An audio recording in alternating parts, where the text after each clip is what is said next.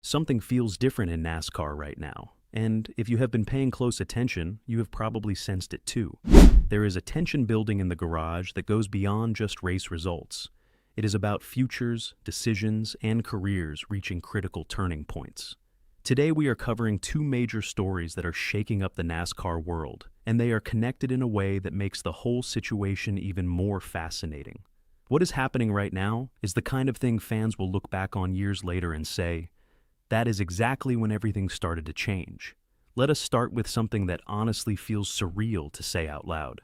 Kyle Busch, the two-time Cup Series champion and one of the most dominant drivers this sport has ever seen, is now sitting on a 100-race winless streak. When he left Joe Gibbs Racing after the 2022 season and joined Richard Childress Racing to drive the number 8 Chevrolet, it genuinely looked like a smart, fresh start. Early in 2023, he won at Auto Club Speedway, then picked up his third win by early June, and suddenly the comeback story was writing itself beautifully.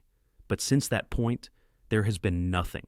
No wins through the rest of 2023, nothing in 2024, nothing in 2025, and through 7 races into 2026, still no victory lane.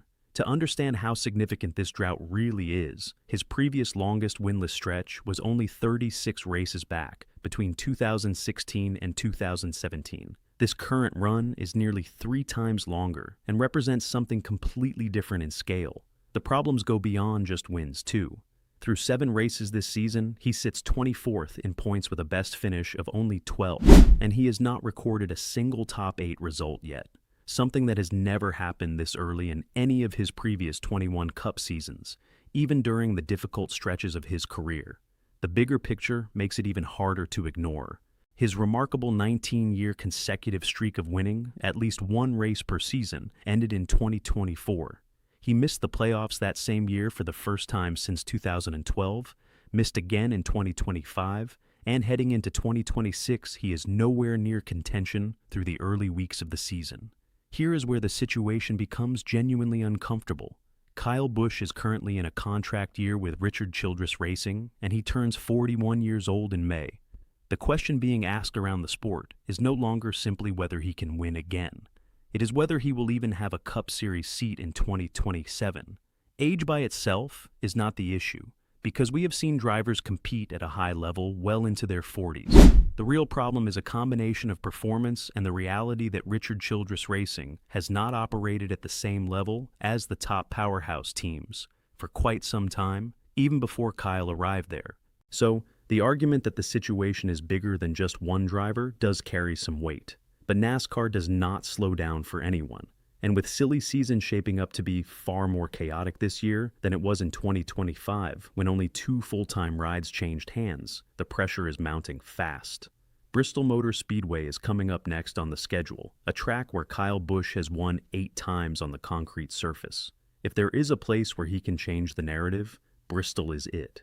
If Kyle Busch does leave Richard Childress Racing after 2026, 5 real destinations are being discussed.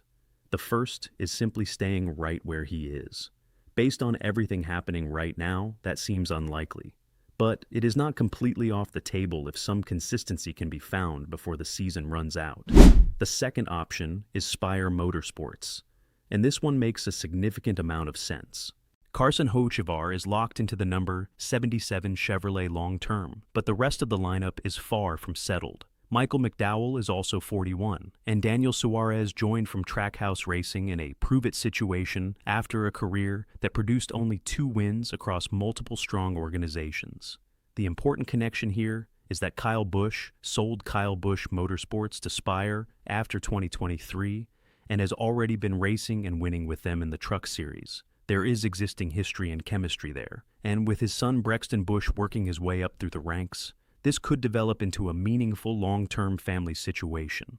The third option sounds unlikely at first, but NASCAR has taught fans not to dismiss anything entirely. Hendrick Motorsports, the very organization where Kyle Busch began his Cup career over 2 decades ago. This would depend heavily on what happens with Alex Bowman in the number 48, as Bowman has struggled and dealt with multiple health-related absences in recent seasons. If Hendrick decides to pursue a veteran presence rather than a young development driver, And if landing someone like Connor Zilisch from Trackhouse proves difficult, the door could open slightly.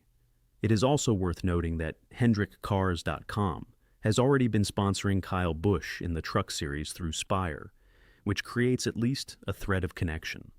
The fourth destination is Legacy Motor Club.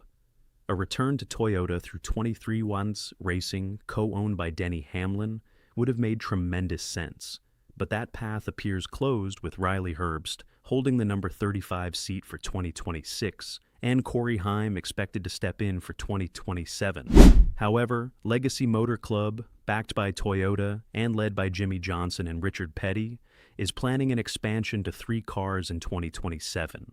If the reunion with Hamlin is truly off the table, teaming up alongside 2 of the greatest legends in the sport's history is a storyline that would write itself. The fifth and final option is stepping away from the Cup Series altogether.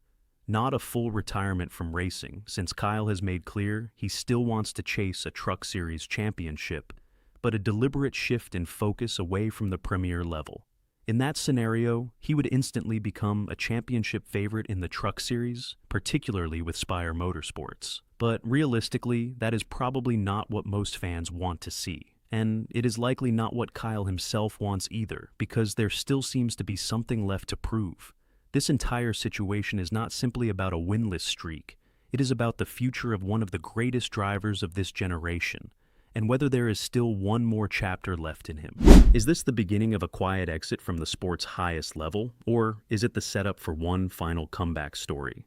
It is genuinely difficult to count Kyle Busch out completely, but it would be dishonest to say this moment does not feel different from anything we have seen from him before.